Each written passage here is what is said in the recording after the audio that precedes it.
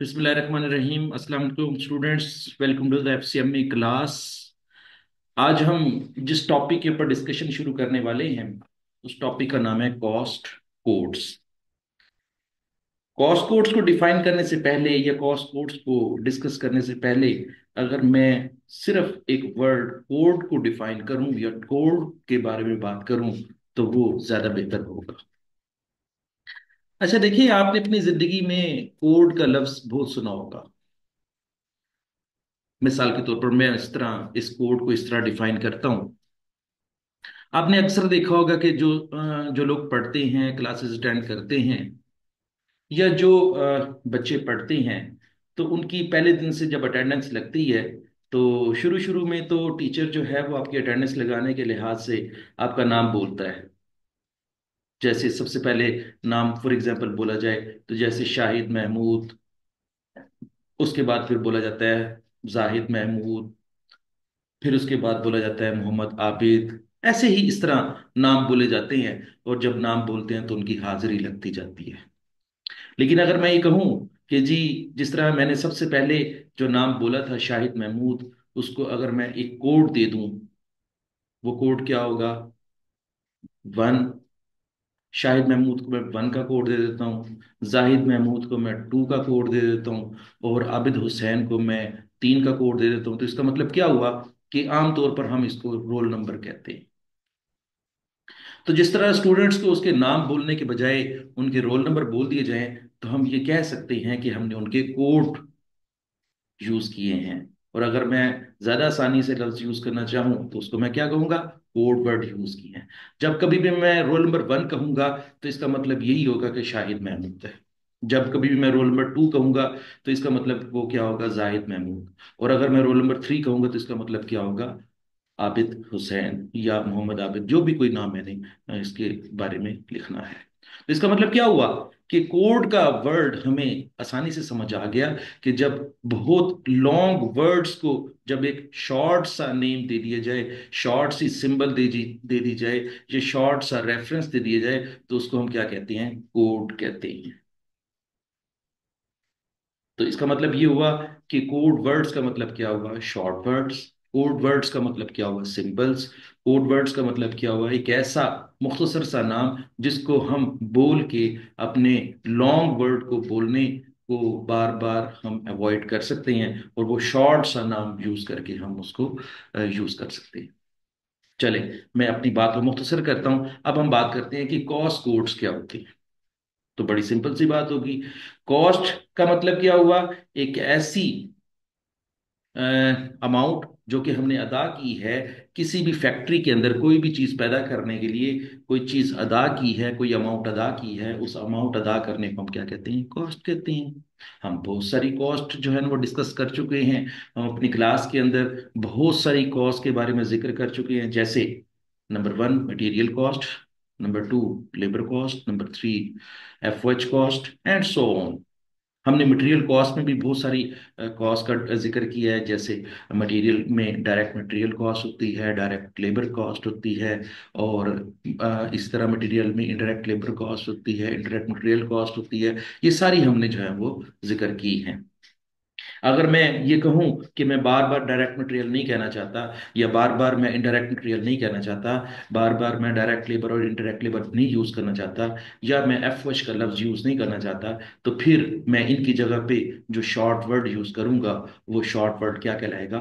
Cost codes कहलाएगा। क्योंकि cost के भी अब हमने कोड बना दिए हैं, तो फिर ऐसे कोड्स को हम कॉस्ट कोड्स कहेंगे। ठीक हो गया। तो अब हम थोड़ा सा बुक की तरफ भी जरा तवज्जो करते हैं कि बुक के अंदर क्या लिखा हुआ है। हमने इसको अंडरस्टैंड तो कर लिया, हमने अब इसको समझ तो लिया कि कॉस्ट कोड्स क्या होते हैं, कोड्स क्या होते हैं। अब हम बुक को देखते हैं कि बुक में क्या लिखा हुआ है।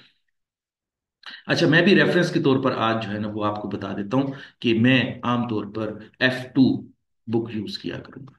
अब ये F2 से क्या मुराद है? F2 से मुराद ये है कि कॉस्ट अकाउंटिंग की जो किताब है एसीसी वालों की, उन्होंने अपनी कॉस्ट अकाउंटिंग की बुक का नाम F2 रखा हुआ है। तो चले, आज बुक के लिहाज से भी हमने कोड का वर्ड यूज कर लिया कि जब कभी भी मैं F2 कहा करूंगा तो इसका मतलब मैं FCMA के लिए कॉस्ट अकाउंटिंग की बुक की बात किया करूंगा। FCMA के लिए मैं fundamental of cost and management accounting की जो बुक सिलेबस के मुताबिक मैं यूज किया करूंगा। मैं बार बार जो है ना वो कॉस्ट एंड मैनेजमेंट अकाउंटिंग नहीं कहा करूंगा, मैं क्या कहा करूंगा, एफ। चले, F2 क्या कहती है, पहले कोड को डिफाइन कर रही है। A code is a system symbol design to apply to a classified set of items to give a brief accurate reference. बहुत जबरदस्त लफ्ज यूज किया है, ब्रीफ एक्यूरेट रेफरेंस, कि एक शॉर्ट सा नाम, बिल्कुल सही नाम, बिल्कुल करेक्ट नाम, लेकिन ब्रीफ सा यूज किया जाएगा। तो ऐसे ब्रीफ से नाम को यूज करने के का मतलब क्या होता है कि हम कोड में बात कर रहे हैं, ठीक है। Which helps entry into the record coalition and analysis. वो कहता है कि जो कोडिंग का सिस्टम है या कोड वर्ड यूज करना है, ये किस किस चीज में काम आएगा, तीन चीजों में काम आएगा। किस चीज में, नंबर वन, डाटा एंट्री को जब रिकॉर्ड करते हैं या जब हम एंट्रीज पास करेंगे तो उसमें रिकॉर्ड में हमने कोड को यूज करना है। कैसे यूज करना है इसके बारे में बात करते हैं, कि जिस तरह हम फाइनेंशियल अकाउंटिंग के अंदर एंट्री पास करते हैं, मसलन हम एंट्री पास करते हैं salaries expense debit cash credit. अब हम जब कोड की बात करेंगे तो कोड क्या होगा, मसलन हमने सैलरीज को कोड दिया हुआ है 1100, ठीक है, और हमने कैश को कोड दिया हुआ है 0001। तो जब कभी भी हम एंट्री पास करेंगे ना, तो हम सैलरीज एक्सपेंस डेबिट और कैश क्रेडिट नहीं किया करेंगे, हम क्या किया करेंगे, 1100 जो कि सैलरीज का कोड है उसको हम डेबिट किया करेंगे, और जो 0001 है वो कैश का कोड है, हम 0001 को जो है ना वो क्रेडिट कर दिया करेंगे। इस तरह हम शॉर्ट वर्ड्स को जो है ना, शॉर्ट सिंबल्स को हम यूज करते हुए डेबिट क्रेडिट किया करेंगे। तो ये बड़ी जबरदस्त सी एग्जांपल है। अगर हम ये कहें कि जी कोड्स को हमने रिकॉर्ड के तौर पर यूज करना है, तो बिल्कुल ऐसे ही होगा कि जब कभी भी हम एंट्री रिकॉर्ड करते हैं तो हम लफ्जों में एंट्री को रिकॉर्ड करते हैं, बल्कि कोड्स के अंदर हम किस तरह रिकॉर्ड किया करेंगे, सिंबल्स की सूरत में या शॉर्ट वर्ड्स की सूरत में या रेफरेंस के तौर पर हम उसको यूज किया करेंगे। अब हम कभी भी सैलरीज एक्सपेंस को डेबिट नहीं किया करेंगे, सैलरीज की जगह पे जो उसका कोड जनरेट किया हुआ है 1100 उसको डेबिट किया करेंगे। और कैश के लिए हम क्रेडिट कैश को नहीं किया करेंगे, हम किसको क्रेडिट किया करेंगे, 0001 को क्रेडिट किया करेंगे। तो इसका मतलब हमने वाकई कैश को ही क्रेडिट कर दिया है। तो मेरे ख्याल में आपको ये बात समझ आ गई होगी कि कॉस्ट कोड्स जो होते हैं वो रिकॉर्ड में भी काम आते हैं, नंबर टू कोलेशन में काम आते हैं, एंड नंबर थ्री एनालिसिस में काम आते हैं। वो कहता है कि डाटा कंपाइलेशन में भी काम आएंगे। जब हम सारे के सारे कॉस्ट को अगर हम एग्रीगेट करेंगे तो हम, इसका मतलब ये है कि हम डाटा कंपाइलेशन में भी इसको यूज करेंगे। और सबसे आखिर में हम डाटा जब एनालिसिस कर रहे होंगे, जब हम डिसीजन मेकिंग कर रहे होंगे या हम उसके बारे में किसी भी किस्म की फैसला साजी कर रहे होंगे, तो हमें उसमें कॉस्ट जो है वो, कॉस्ट कोड जो है वो इस्तेमाल होंगे और हमें इसमें मददगार साबित होंगे। अच्छा, अब हम बात करते हैं कि कॉस्ट कोड्स को तो हमने बहुत सारा डिफाइन कर लिया, अब हम कॉस्टिंग जो सिस्टम है उसके अंदर कोड्स की बात कैसे करेंगे। तो मैं सारी चीज़ों को डिस्कस करने से पहले मैं आपको ये बता दूं कि जब कभी भी कॉस्ट कोड्स के सिस्टम को लॉन्च किया जाता है कंपनी के अकाउंट्स के अंदर या कंपनी के रिकॉर्ड के अंदर, जब लॉन्च किया जाता है तो सबसे पहले हमें किस चीज़ का कोड बनाना पड़ता है, उस चीज़ के बारे में डिसाइड करना पड़ता है। तो आज आप ये नोट कर लें कि सबसे पहला काम आपने कोडिंग करने के लिए या कोड्स बनाने के लिए क्या करना है, सबसे पहले ये देखना है कि हमारा कॉस्ट सेंटर क्या है। जब हमें कॉस्ट सेंटर का पता चल जाएगा तो फिर हम उसका कोड बनाएंगे। जब कॉस्ट सेंटर का पता चल जाएगा, तो जब उसका कोड बन जाएगा तो फिर उसके बाद जितने भी चीजें हैं उनके कोड्स बनेंगे। तो स्टार्टिंग पॉइंट क्या हुआ, कॉस्ट कोड। और कॉस्ट कोड में सबसे पहली चीज क्या है, आपका कॉस्ट सेंटर। आपको इस चीज के बारे में पता है कि कॉस्ट सेंटर की डेफिनेशन क्या है। कॉस्ट सेंटर का मतलब ये होता है कि एक ऐसा डिपार्टमेंट या एक ऐसा प्रोजेक्ट या एक ऐसा एरिया जो कि कंपनी की कॉस्ट इनकर करने का बायस बन रहा है, ऐसे सेंटर को या ऐसे डिपार्टमेंट को या ऐसे प्रोजेक्ट को या एक ऐसी जगह जो कि सिर्फ और सिर्फ पैसे खर्च करवा रही है, उसको हम कॉस्ट सेंटर कहते हैं। मेरा ख्याल है कि आपको मेरी बात समझ आ गई होगी कि कॉस्ट सेंटर को सबसे पहले कोड देना पड़ेगा, उसके बाद फिर हम बाकी कोड देंगे। अच्छा, अब इसमें एक छोटी सी एग्जांपल मैं आपके साथ डिस्कस करता हूं, ताकि जो है ना वो कॉस्ट सेंटर की जो बात है वो आपके सामने रखूं और आपको मजीद समझ आ जाएगी। इलिस्ट्रेशन नंबर 7 है, कॉस्ट कोड एग्जांपल है।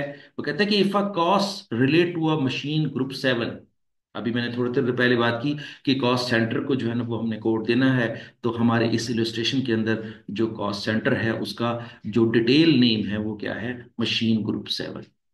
अब वो ये कहता है कि मशीन ग्रुप 7 जो है, the cost centre code might B 07। वो कहता है कि मैं बार बार लफ्ज मशीन ग्रुप 7 नहीं कहा करूंगा, ये मेरे लिए बहुत लंबा सा वर्ड है। मैं इसको एक शॉर्ट नेम देना चाह रहा हूं, और वो शॉर्ट शॉर्ट नेम क्या है, वो है 07।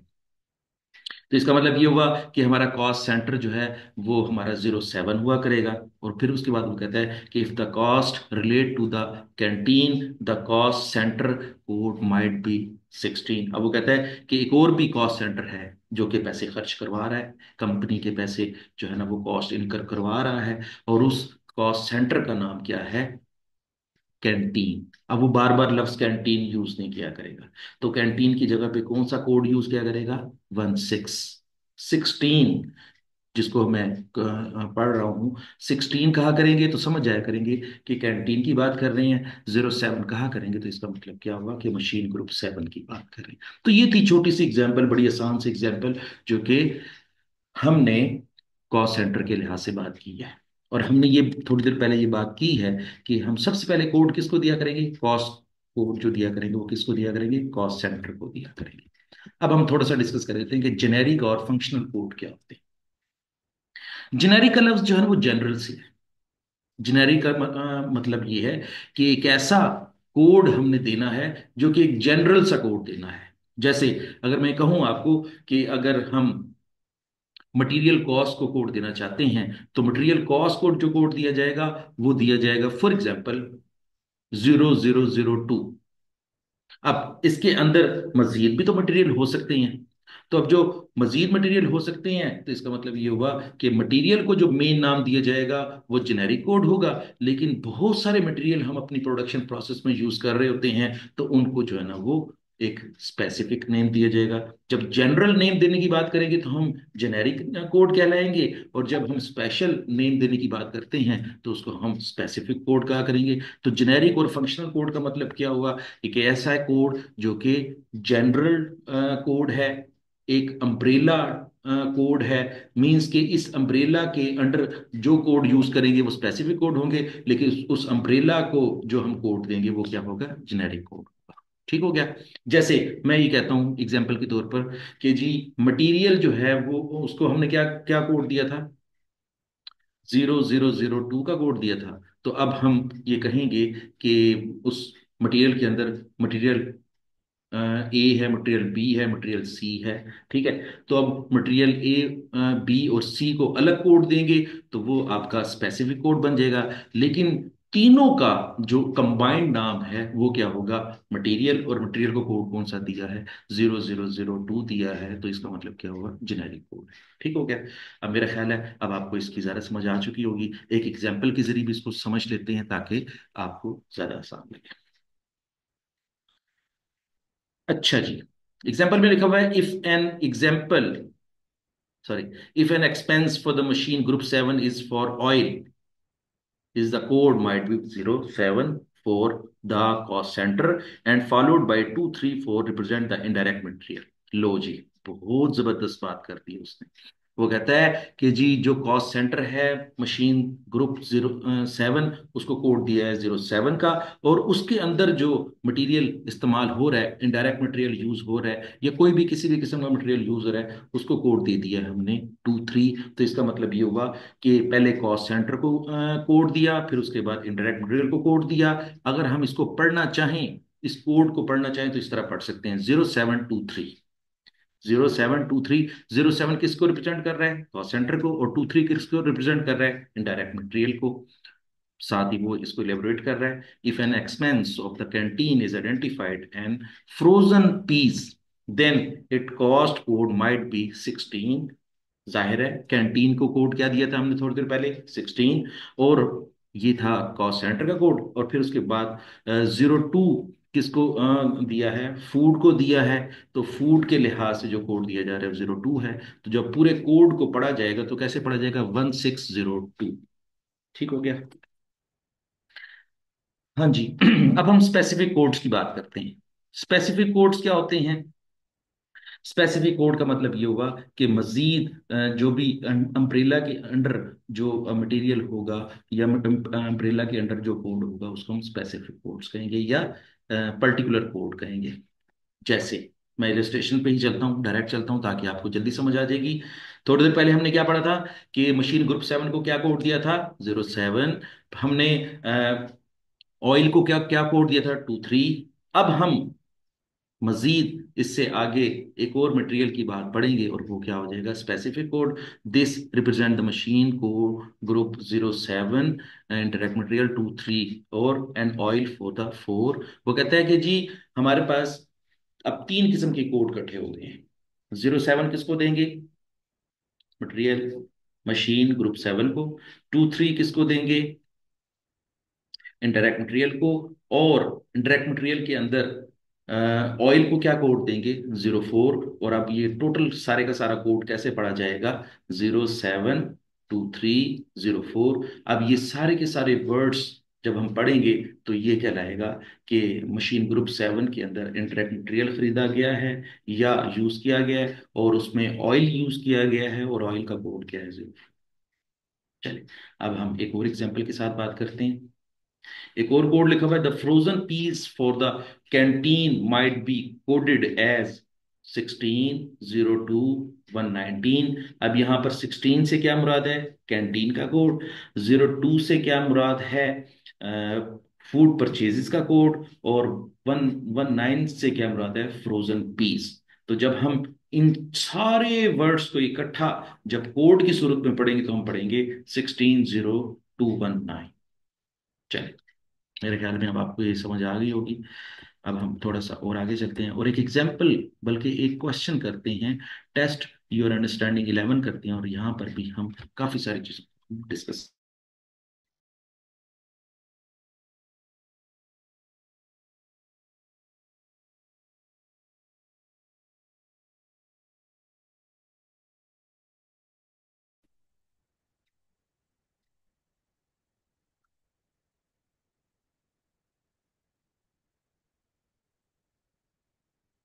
ओके, तो मैं क्वेश्चन पढ़ता हूँ और मेरे ख्याल में आप भी मेरे साथ जो है ना इस क्वेश्चन को सॉल्व करेंगे और मैं साथ साथ आपको गाइड भी करूंगा। A cost coding system in such that the first two letters of the code represent the cost center। वो कहता है कि पहले दो जो लेटर्स हैं वो कॉस्ट सेंटर को डिफाइन करेंगे और द थर्ड लेटर, तीसरा जो लेटर है वो किस चीज को शो कर रहा है? वो टाइप ऑफ एक्सपेंस को शो कर रहा है। And the fourth letter the detail of the expense. वो कहता है कि एक्सपेंस की डिटेल जो है वो शो करवाना है। अच्छा, अब कोड्स आर एज फॉलोज। वो कहते हैं कि जो एस है वो सेल रिप्रेजेंटेटिव एक्सपेंस है। सेल्स रिप्रेजेंटेटिव एक्सपेंस है। और ईडी क्या है? ईस्टर्न डिवीजन है। और पी का मतलब क्या है? पेट्रोल। तो अब वो ये कहना चाह रहा है कि जिस तरीके से क्वेश्चन में लिखा हुआ है ना, आपने वैसे वैसे ही इसको डिफाइन करना है। वो कहता है कि first two letter of the code represents the cost centre. अब हमारा कॉस्ट सेंटर क्या होगा? इन तीनों में से कॉस्ट सेंटर क्या होगा? एस होगा, ईडी होगा या पी होगा? मेरी अंडरस्टैंडिंग के मुताबिक वो कह रहा है कि फर्स्ट टू लेटर्स, पहले जो दो लेटर हैं वो कॉस्ट सेंटर को डिफाइन करते हैं। तो हमारे पास पहले दो लेटर्स कौन सी हैं? ईडी। ठीक है, तो ईडी क्या हो जाएगा? हमारा कॉस्ट सेंटर। और फिर उसके बाद क्या कह रहा है वो कि the third letter type of expense. वो कहता है कि टाइप ऑफ एक्सपेंस को शो कर रहा है। ठीक है, और टाइप ऑफ एक्सपेंस क्या है आपका, सेल्स रिप्रेजेंटेटिव एक्सपेंसेस हैं। और उसके बाद हमारे पास क्या है, आखिरी क्या है, फोर्थ लेटर क्या है, डिटेल ऑफ एक्सपेंस, और डिटेल ऑफ एक्सपेंस क्या है, पेट्रोल। तो अब हमारा पूरे का पूरा कोड क्या बन जाएगा, सबसे पहले लिखेंगे हम कॉस्ट सेंटर का कोड ईडी, फिर हम एक्सपेंस की टाइप बताएंगे वो क्या है एस, और फिर उसके बाद डिटेल बताएंगे तो वो क्या है पेट्रोल। तो अब पूरे का पूरा कोड क्या बन जाएगा, ईडी, उसके बाद एस, उसके बाद पी, और पूरे का पूरा कोड क्या हो जाएगा, EDSP।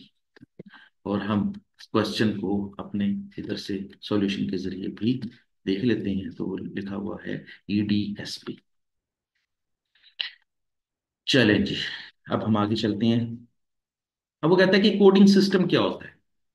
अच्छा, कोडिंग सिस्टम से क्या मुराद है, ये बात याद रखें, जब कभी भी सिस्टम की बात की जा रही होती है तो इसका मतलब ये होता है कि हमने कौन सा तरीकेकार यूज करना है कोड्स बनाने का।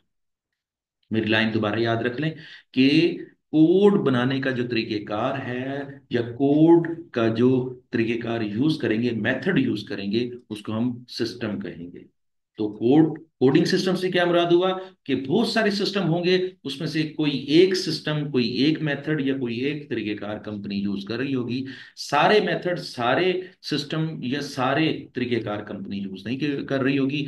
हर कंपनी डिफरेंट मेथड यूज कर सकती है, हर कंपनी कोडिंग के डिफरेंट तरीकेकार यूज कर सकती है, एक वक्त में एक ही सिस्टम यूज करेगी। चले, तो चूंकि अब हमने बात कर ली है कि बहुत सारे कोडिंग के सिस्टम हो सकते हैं, तो कुछ लोग जो है वो सिक्वेंशियल कोडिंग सिस्टम यूज करेंगे, कुछ लोग ब्लॉक कोड्स यूज करेंगे, कुछ लोग हेरारिकल कोड यूज करेंगे, और कुछ company significant digit code use करेंगी, और कुछ कंपनी फेसेटेड कोड यूज करेंगी। ठीक है, और सबसे आखिर में न्यूमेरिक कोड यूज करेंगी, न्यूमेरिक कोड यूज करेंगी। तो चले, अब हम एक एक करके इसको डिफाइन करते हैं, ताकि हम इसके मेथड से हम वेयर वेल नॉन हो सकें, और हम यूज करने के काबिल हो सके। Sequential code. अच्छा, जब हम सिक्वेंशियल कोड की बात करते हैं ना, तो सिक्वेंशियल कोड का सिंपल मतलब क्या है, सीक्वेंस में कोड लिखना, सीक्वेंस में कोड लिखना। अगर मैं कहूं आपको थोड़ी देर पहले, जिस तरह मैंने कहा कि जी रोल नंबर 1 जो है वो शाहिद महमूद का है, रोल नंबर 2 जो है वो जाहिद महमूद का है, तो इसका मतलब क्या है, मैं सीक्वेंस में बात कर रहा हूं। अच्छा, ये सीक्वेंस जो है वो कोडिंग सिस्टम के किसी भी तरीके से हो सकते हैं, वो न्यूमेरिकल भी हो सकते हैं और वो अल्फाबेटिकल भी हो सकते हैं। अगर वो न्यूमेरिकल होंगे तो 1 2 3 की सूरत में होंगे, और अगर वो अल्फाबेट की सूरत में होंगे तो ABCD की सूरत में होंगे।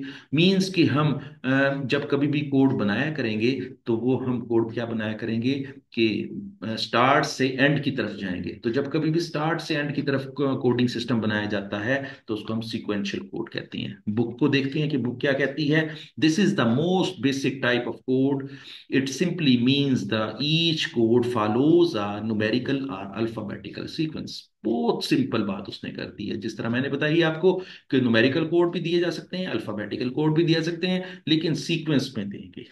जैसे सीक्वेंस से क्या मुराद हुआ, मैं अगर कहूं कि जी मैं ये कह सकता हूं कि मटेरियल को मैं 1 कोड दे देता हूँ, लेबर को मैं 2 कोड दे देता हूँ, FOH को मैं 3 कोड दे देता हूँ। इसका मतलब मैंने तरतीब से जो है वो कोड दे रहा हूँ, और मैंने तरतीब वही रखी है, 1 2 3 रखी है। ठीक है, अच्छा, अब इसके अंदर से मैं इसको मिस नहीं करूंगा, 1 के बाद 2 ही आएगा, 2 के बाद 3 आएगा, 3 के बाद 4 आएगा, 4 के बाद 5 आ जाएगा। ठीक है, तो ये है हमारा सिक्वेंशियल कोड। मेरे ख्याल में इतना जो आपको मैंने बताया, इसकी समझ आ गई होगी। एक एग्जाम्पल की तरफ जाते हैं ताकि हम इसको मजीद समझ सकें। वो कहते हैं, for example, let us assume we are making a coding list for the different types of expenses, we could give our first category से मोटर एक्सपेंस। वो कहता है कि मोटर एक्सपेंस को कोड देना है। हमारा सबसे पहला खर्चा जो हुआ है वो मोटर एक्सपेंस है, मैंने उसको कोड दे दिया 001। Our next type of expense से इलेक्ट्रिसिटी वुड बी कोड 002। अब देखें वही तरतीब आ रही है ना, एक के बाद दो, दो के बाद तीन, तीन के बाद चार, तो इस तरह हमारे कोड जो है वो बढ़ते बढ़ते बढ़ते बढ़ते वो कहते हैं कि 999 तक जा सकते हैं। ठीक हो गया। चलिए, अब हम बात करते हैं ब्लॉक कोड्स की। अच्छा, ब्लॉक कोड से क्या मुराद है।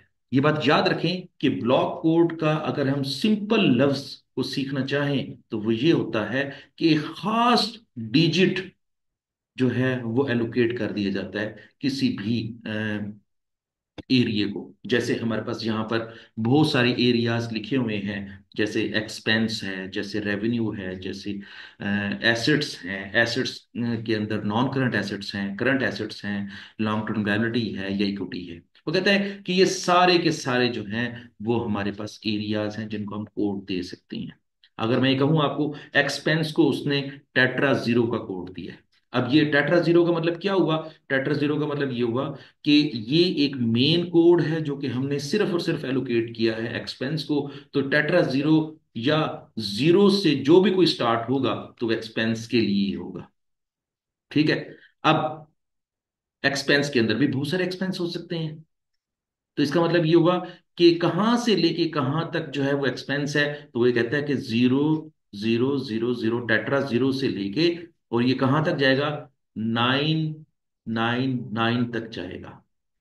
इसका मतलब ये हुआ कि 999 तक जो कोड है, जीरो जीरो से स्टार्ट होकर 999 तक जो कोड है, तो ये कोड एक्सपेंस को दे रहे हैं। तो एक्सपेंस को जो कोड दिया जा रहा है वो ब्लॉक कोड है।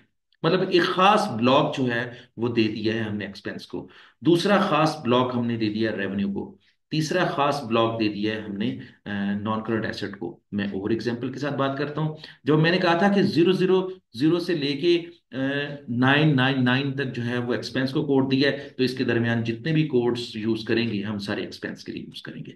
उससे अगला कोड क्या होगा? 999 से आगे है 1000। 1000 से लेके 1099 तक हमने कोड किसको देना है? सिर्फ रेवेन्यूज को देना है। इसके अंदर और किसी चीज का जिक्र नहीं करना, सिर्फ हमने रेवेन्यूज का जिक्र करना है। फिर उसके बाद देखिए, नॉन करंट एसेट्स को हमने कोड दिया है 2000 का। 2000 से स्टार्ट लेंगे और 2099 तक, मींस 2999 तक हम कोड किस चीज को देंगे? नॉन करंट एसेट्स को। इसका मतलब है कि एक खास एरिया हमने एलोकेट कर दिया।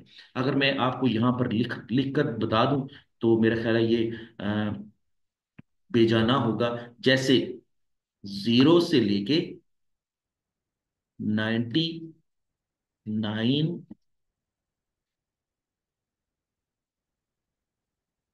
जीरो से लेके 999 तक कोड जो दिया है हमने किसको दिया? एक्सपेंसेस को दिया है।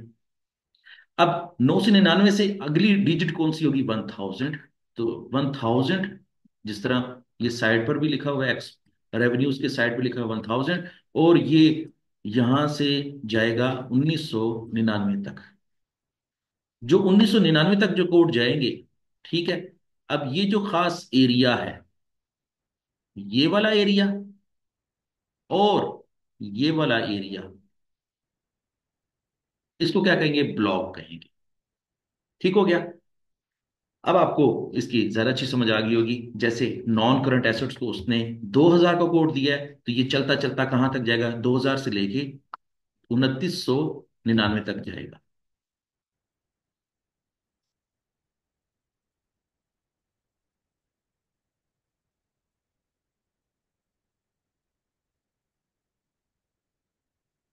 और अब अगर मैं कहूं आपको कि 2000 से लेके 2999 को क्या कहेंगे, तो मैं आपको आसानी से बता सकता।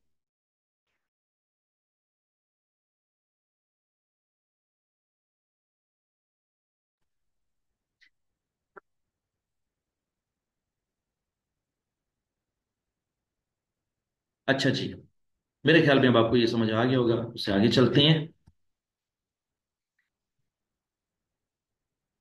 हेरारिकल कोड, ये बहुत इंटरेस्टिंग सा कोड है। और ये जो सिस्टम है, कुछ कंपनीज जो है ना वो हेरारिकल कोड सिस्टम यूज करती हैं, कुछ कंपनीज जो है ना वो ब्लॉक कोड यूज करती हैं, कुछ कंपनीज जो है वो सिक्वेंशियल कोड यूज करती हैं। तो अब हम देखते हैं कि हेरारिकल कोड क्या होता है। हेरारिकल कोड का मतलब ये होता है कि जिस तरह हम ये देखते हैं ना, एक स्ट्रक्चर बनाया होता है। आपने अक्सर देखा होगा कि सबसे पहले जो एम्ब्रेला होती है वो क्या होती है? फॉर एग्जाम्पल मैनेजमेंट के लिहाज से हम बात कर लेते हैं। एक होता है मैनेजर, उसके अंडर जो है ना वो दो डिप्टी मैनेजर काम कर रहे हैं। तो जब दो डिप्टी मैनेजर उसके अंडर काम करेंगे तो वो फिर डिप्टी मैनेजर के अंडर कौन लोग काम कर रहे हैं, असिस्टेंट मैनेजर काम कर रहे हैं, असिस्टेंट मैनेजर के नीचे कौन से लोग काम कर रहे हैं, डिफरेंट किस्म के लोग काम कर रहे हैं। तो इसका मतलब क्या हुआ, ये लेवल ऑफ हायरार्की है। लेवल ऑफ क्या है, हायरार्की है। इसी तरीके से कोडिंग जब सिस्टम बनाया जाता है तो उसको भी इसी हायरार्की सिस्टम के तहत बनाया जाता है। सबसे बड़ा सबसे ऊपर, उससे छोटा उससे नीचे, उससे छोटा उससे नीचे, उससे छोटा उससे नीचे, तो इस तरह ये हायरार्की बनाई जाती है। ठीक है, मैं इसको मजीद एक एक्सप्लेन करता हूँ। जिस तरह हमारे सवाल के अंदर जो है ना वो हायरार्किकल कोड किस तरह दिए हुए हैं। वो कहता है कि जी वन रिप्रेजेंट करता है रेवेन्यू को, हम रेवेन्यू को वन कहते हैं। अब रेवेन्यू बहुत सारे एरियाज में से हम अर्न कर सकते हैं। अगर हम बहुत बड़ी इंटरनेशनल कंपनी है तो हमारे रेवेन्यूज जो हैं वो फॉर एग्जाम्पल यूके से भी आ रहे हैं, फॉर एग्जाम्पल यूएस से भी आ रहे हैं, फॉर एग्जाम्पल चाइना से भी आ रहे हैं। अगर मैं कहूँ आपको कि मैंने यूके को कोड देना है कि यूके से भी हम रेवेन्यू कमा रहे हैं, यूएसए से भी रेवेन्यू कमा रहे हैं और चाइना से भी रेवेन्यू कमा रहे हैं, तो अब हम इनको अलग अलग कोड देना चाहेंगे तो वो कैसे देंगे। वन का मतलब क्या है, रेवेन्यू, लेकिन 1.1 का मतलब क्या है, यूके। मींस कि जो 0.1 का एडिशन हुआ है वो किस चीज का एडिशन हुआ है, सिर्फ यूके के लिए। अब हम जब कभी भी 1.1 कहा करेंगे तो हम समझ जाएंगे कि पहले वन का मतलब क्या है कि रेवेन्यू वाला कोड है, और 0.1 का मतलब क्या है, यूके का रेवेन्यू है। तो इसका मतलब ये हुआ कि 1.1 क्या हुआ, पैसा रेवेन्यू के तौर पर हासिल किया जा रहा है लेकिन यूके से हासिल किया जा रहा है। और अगर हम दूसरा कोड देना चाहें 1.2, तो इसका मतलब क्या हुआ, अगेन वन का मतलब रेवेन्यू और 0.2 का मतलब क्या हुआ, यूएसए। और अगर हम सिर्फ यूएसए की बात करें तो वो 0.2 का जिक्र करेगा। तो इसका मतलब ये हुआ कि हम 1.2 का मतलब क्या लिया करेंगे, हमेशा रेवेन्यू फ्रॉम यूएसए। और तीसरा क्या होगा, 1.3, आप जल्दी से समझ गए होंगे कि रेवेन्यू फ्रॉम चाइना को हमेशा हम पढ़ा करेंगे 1.3। अब देखें, ओनली वन जो था, ये देखें, ये वन मैं आपको आइडेंटिफाई करके दिखाता हूं, ये वन जो है हमेशा रेवेन्यू का जिक्र किया करेगा। लेकिन 1.1 किस चीज का जिक्र किया करेगा, यूके का। 1.2 किसका जिक्र किया करेगा, यूएस का। और 1.3 का मतलब क्या क्या होगा, चाइना। कि रेवेन्यू तो कमाया जा रहा है लेकिन यूएसए से भी कमाया जा रहा है, यूके से भी कमाया जा रहा है और चाइना से भी कमाया जा रहा है। जब सबको कंबाइन किया जाएगा तो एक ही वर्ड बनेगा, वो क्या बनेगा, वन। और जब इनको अलग अलग डिस्कस किया जाएगा तो वो क्या बनेगा, 1.1, 1.2, 1.3। और जब हम इस तरीके से जब हम कोड्स का जिक्र करेंगे तो वो बन जाएगा आपका हेरारिकल कोड। अब हम इसको और मजीद जो है ना वो खोल कर बयान करते हैं कि हेरारिकल कोड और किस तरह बन सकता है। थोड़ा सा हम नीचे से इसको डिस्कस करें। 1.1.1 लिखा हुआ है, वो कहता है पहले वन का मतलब क्या हुआ, रेवेन्यू। दूसरे 0.1 का मतलब क्या हुआ, यूके। और तीसरे 0.1 का मतलब क्या हुआ कि हम लैपटॉप की सेल कर रहे हैं। तो जो आखिरी 0.1 लिखा हुआ है वो लैपटॉप की सेल है। तो जब कभी भी हम 1.1.1 लिख पढ़ा करेंगे तो इसका मतलब ये हुआ कि रेवेन्यू जनरेट किया जा रहा है यूके से, और यूके के अंदर क्या बेच करके रेवेन्यू जनरेट किया जा रहा है, लैपटॉप। अब हम बात करते हैं 1.1.2। वो कह रहा है कि 1.1.2 का मतलब क्या होता है, तो वो कहता है कि पहले वन का मतलब क्या हुआ, रेवेन्यू। दूसरे वन का मतलब क्या हुआ, यूके। लेकिन 0.2 का मतलब क्या हुआ, फोटो कॉपियर सेल। अब जब कभी भी हम ये कहा करेंगे ना कि फोटो कॉपियर की सेल कितनी हुई है और यूके में कितनी हुई है, तो हम कहा करेंगे कि हम 1.1.2 की बात कर रहे हैं। इसी तरीके से जब हम बात कहेंगे 1.2.1, तो इसका मतलब क्या हुआ, पहला वन का मतलब क्या हुआ, रेवेन्यू। दूसरे टू का मतलब क्या हुआ, यूएसए। और 0.1 का मतलब क्या हुआ आपका, मैं इसकी बात कर रहा हूँ, इसका मतलब क्या हुआ कि लैपटॉप की सेल हो रही है, लेकिन कहाँ पे बैठ के हो रही है, यूएसए में बैठ के हो रही है। तो 1.1.2.1 का मतलब क्या हुआ, sale from USA for the laptop. और 1.3.2 का मतलब क्या हुआ कि पहले वन का मतलब क्या हुआ, रेवेन्यू। थ्री का मतलब क्या हुआ, चाइना। और टू का मतलब क्या हुआ, फोटोकॉपियर। तो इसका मतलब ये होगा कि जब कभी भी चाइना की फोटोकॉपियर की सेल की बात की जाएगी तो 1.3.2 की बात की जाएगी। मेरे ख्याल में अब आपको हेराडिकल कोड जो है ना वो इजीली समझ आ चुके होंगे। मैं इससे आगे इसको प्रोसीड करता हूँ। Significant digit code. Significant digit code क्या होते हैं, ये बड़ा इंटरेस्टिंग सा कोड का सिस्टम है जो कि अक्सर कंपनीज जो हैं वो यूज करती हैं। हम इसको थोड़ा सा बुक से भी जो है ना वो कंसल्ट करते हैं और उसको एग्जाम्पल के जरिए भी साबित करते हैं। A significant digit code is a code that contain individual digit and letters that are used to represent features of the code item. ये तो बड़ी आसान सी बात हो गई। वो कहता है कि किसी भी वर्ड को, ये किसी भी बड़े सारे जो है ना वो वर्ड को हम छोटे से कोड की सूरत में उसको एक्सप्रेस कर सकते हैं। फॉर एग्जांपल, वो कहता है कि जो 2000 का कोड है वो किस चीज को शो कर रहा है। यहाँ पर मेरे पास जो 2000 का कोड है वो किस चीज को शो कर रहा है, पेपर फाइल डिवाइडर को शो कर रहा है। वो कहता है कि जब कभी भी 2000 की बात की जाएगी तो इसका मतलब ये होगा पेपर फाइल डिवाइडर का हम जिक्र कर रहे हैं। हम बार बार पेपर फाइल डिवाइडर नहीं लफ्ज यूज किया करेंगे, हम जब भी इसको यूज करेंगे कोड की सूरत में तो 2000 कह दिया करेंगे। ठीक है। अब 2010 का मतलब क्या हुआ, ये बड़ा इंटरेस्टिंग सा है कि जी पहले 2000 का मतलब तो क्या हुआ, पेपर फाइल डिवाइडर। लेकिन 10 का मतलब क्या हुआ कि 10 की पैकिंग वाले को हम 2010 कहा करेंगे, 20 की पैकिंग वाले को हम 2020 कहा करेंगे, और 30 की पैकिंग वाले को हम क्या कहा करेंगे, 2030। अब जब कभी भी हम सिग्निफिकेंट डिजिट कोड की बात किया करेंगे तो इसका मतलब ये हुआ कि 10 की पैकिंग वाले को हम 2010 कहा करेंगे। ये जो 2010 का है इसी को ही हम सिग्निफिकेंट डिजिट कोड कहते हैं। जब हम 20 की पैकिंग वाले को कहा करेंगे तो फिर हम क्या कहा करेंगे, 2020। और जब हम 2030 का जिक्र करेंगे तो इसका मतलब 30 की पैकिंग वाला ये कोड है। तो एक सिग्निफिकेंट, सिग्निफिकेंट मीन्स एक खास पर्टिकुलर चीज को जब हम एक्सप्रेस करते हैं कोडिंग सिस्टम में तो उसको हम सिग्निफिकेंट डिजिट कोड कहते हैं।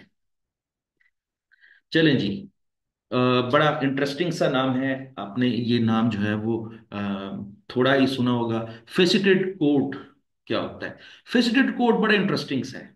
वो कहता है कि जब कभी भी हम एक ऐसा कोडिंग सिस्टम डिजाइन करते हैं जिसमें हमारी जो कोडिंग सिस्टम है वो मजीद खुलता जाता है, मजीद जो है वो फेसिटेड मींस कि उसको बहुत सारे हिस्सों में तकसीम किया जा सकता है। एक ऐसा कोड जो कि बहुत सारी फील्ड्स में, बहुत सारी इंफॉर्मेशन में उसको जब डिवाइड किया जाता है तो ऐसे सिस्टम को हम फेसिटेड कोड कहते हैं। जैसे फॉर एग्जांपल, मैं इसको एग्जांपल के जरिए ज्यादा आसान समझूंगा ना।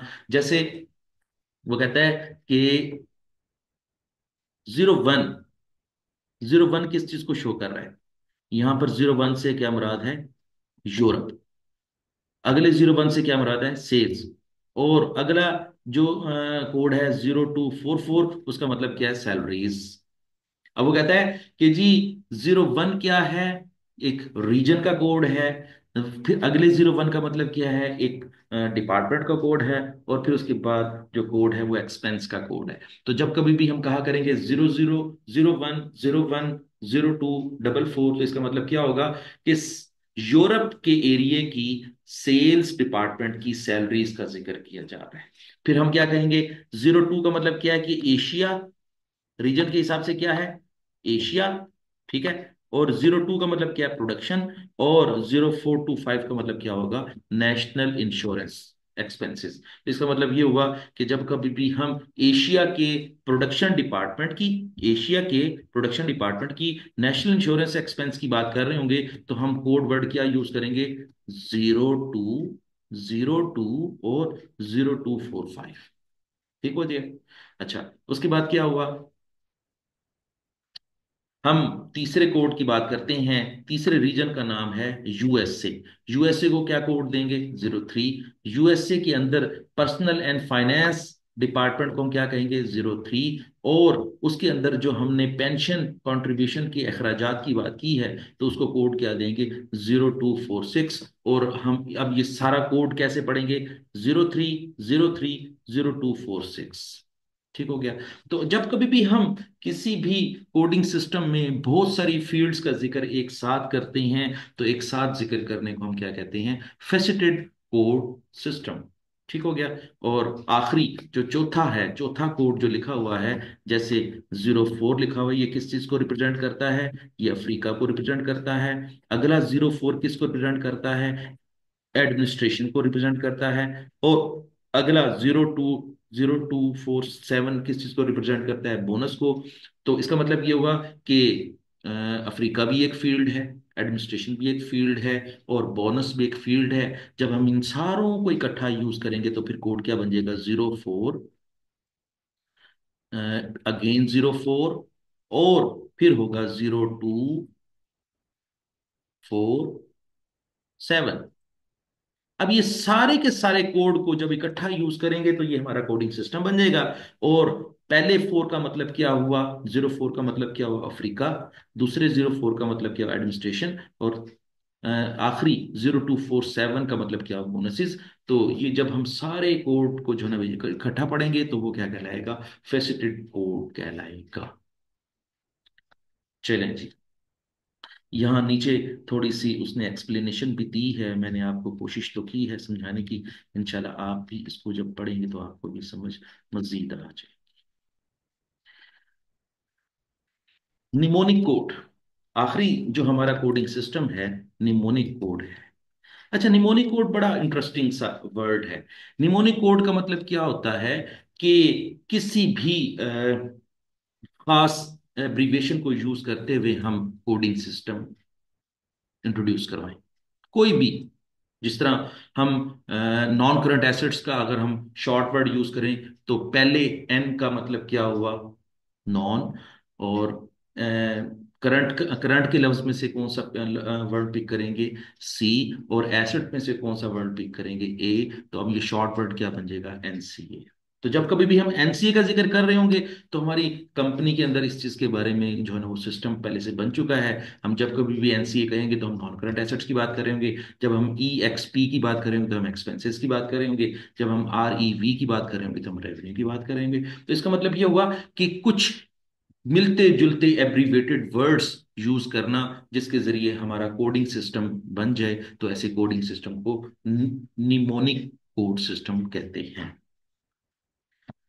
चलें जी, अब हम कुछ टेस्ट अंडरस्टैंडिंग करते हैं। इसमें सबसे पहले जो टेस्ट अंडरस्टैंडिंग 12 है, इसमें सारे का सारा आपका थियोरेटिकल आपसे अंडरस्टैंडिंग पूछी गई है कि आपने एक्सप्लेन करना है सीक्वेंस कोड किसे कहते हैं, ब्लॉक कोड्स किसे कहते हैं, सिग्निफिकेंट डिजिट कोड किसे कहते हैं, और फैसेटेड कोड किसे कहते हैं।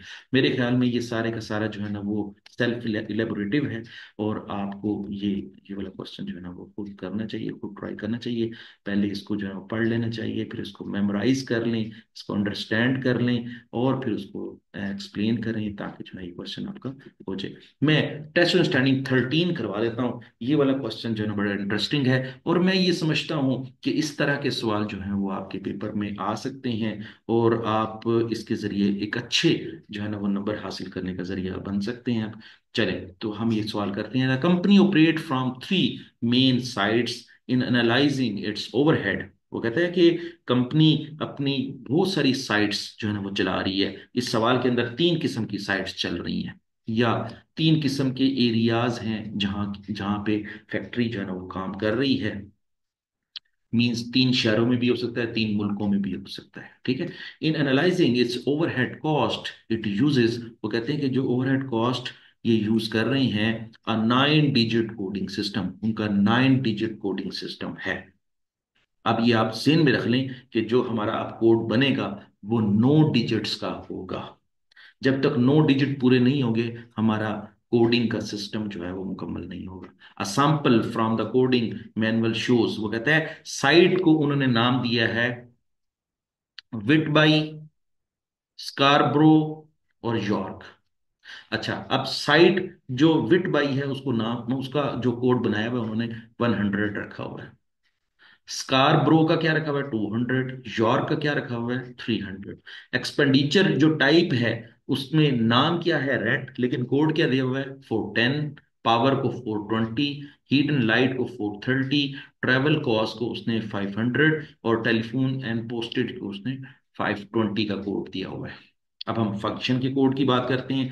परचेजिंग को 600, फाइनेंस को 610, प्रोडक्शन को 620, और सेल्स को 630 का कोड दिया हुआ है। ये तो उन्होंने अपना कोडिंग डिफाइन की हुई है। अब हमसे वो क्या पूछ रहा है, वो कहता है the order of the coding system is, पहले क्या आएगा, साइट का कोड आएगा, फिर किस चीज का कोड आएगा, एक्सपेंस का कोड आएगा, और फिर उसके बाद फंक्शन का कोड आएगा। तो ये देख लें, सबसे पहले साइट का कोड आएगा, फिर किसका कोड आएगा, फिर एक्सपेंडिचर का कोड आएगा, फिर उसके बाद फंक्शन का कोड आएगा। ठीक है। तो अब देख लें कि हमें सवाल क्या पूछा गया। मैंने यहाँ पर आप के लिए मेंशन कर दिया है, तो क्वेश्चन यहाँ पे पूछा हुआ उसने कि जी आपने करना क्या है। N invoice for the York site, वो कहता है कि यॉर्क साइट की इनवॉइस है। तो यॉर्क साइट का कोड क्या है, 300। तो इसका मतलब ये कि हमारा सॉल्यूशन जो स्टार्ट हो रहा है वो हमारा 300 से स्टार्ट हो रहा है।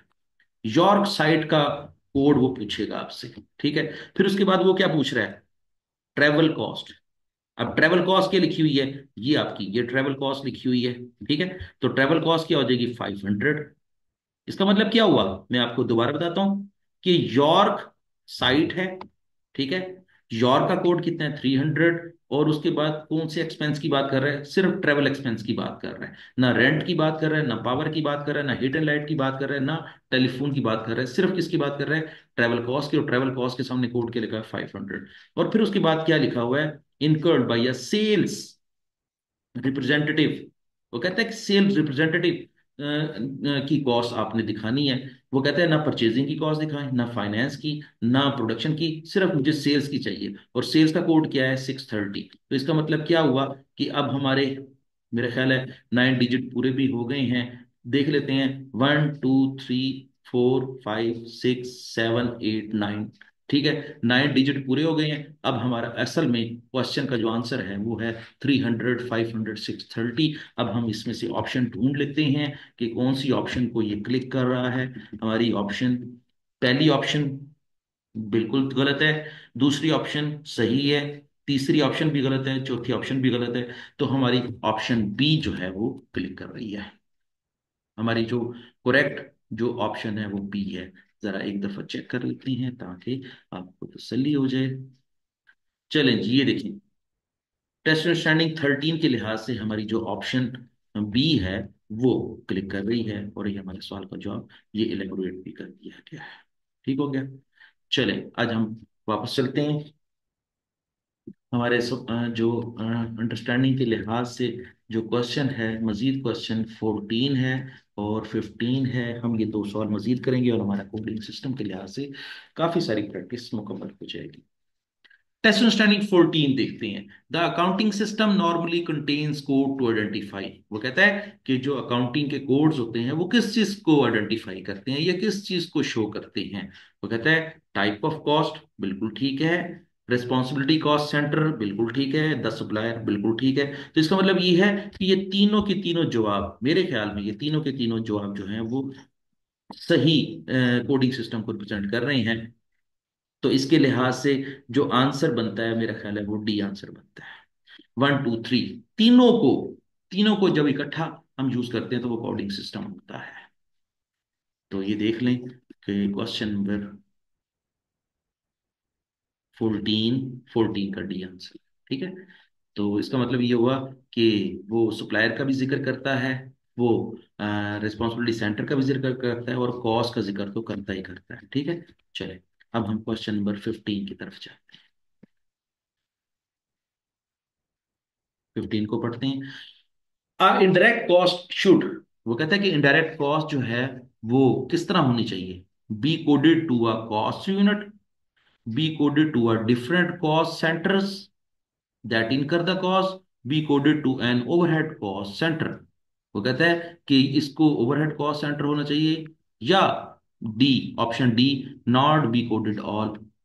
डी तो बिल्कुल गलत है ये जवाब। वो कहता है कि उसको कोई ना कोई तो जो है ना वो कॉस्ट कोड देना चाहिए। तो मेरे ख्याल में जो कॉस्ट कोड देना चाहिए वो सी है। सी का मतलब क्या है कि एक ओवरहेड कॉस्ट के तौर पर आता है। और वैसे भी इनडायरेक्ट कॉस्ट जितनी भी होती है सारी की सारी ओवरहेड कॉस्ट कहलाती है। हमने इसको कॉस्ट क्लासिफिकेशन में पढ़ा है कि जो ओवरहेड कॉस्ट होती है वो इनडायरेक्ट कॉस्ट होती है। तो हमारा जो इनडायरेक्ट कॉस्ट का जो कोड होता है वो किसके लिहाज से बनता है, coded as a overhead cost centre. और हमारा आंसर बनता है सी। तो हम इसको देख लेते हैं, ये जी हमारा जवाब क्या है, तो हमारा जवाब सी बिल्कुल सही है। तो ये था हमारा कॉस कोड्स का टॉपिक। उसमें कोडिंग सिस्टम की बात की गई, टाइप्स ऑफ कोड्स की बात की गई, और बहुत सारे जो है ना वो क्वेश्चंस की हमने डिस्कस किए, जिसके जरिए हमने कॉस कोड्स को डिफाइन करके सीख के उसको अप्लाई करना भी सीखा। मेरे ख्याल में आपको ये टॉपिक अच्छी तरीके से समझ आ गया होगा। अगर नहीं समझ आया तो आप मुझसे किसी भी तरीके से, जैसे आपको मुनासिब लगे, आप मुझसे रब्ता कर सकते हैं। ये मेरा कॉन्टैक्ट नंबर है। आप इसको जो है ना नोट डाउन कर लें, और इसके ज़रिए आप मुझे व्हाट्सएप के ज़रिए डिस्कस कर सकते हैं। कोई भी मसला हो आप मुझसे डिस्कस कर सकते हैं।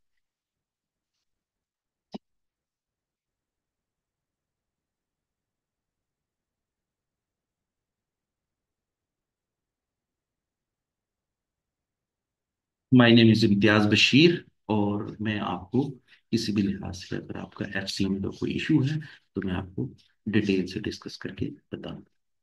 Thank you very much. आज तक इतना ही काफ़ी है, और कल हम एक नए टॉपिक के साथ फिर मिलते हैं। ओके, अल्लाह हाफिज़।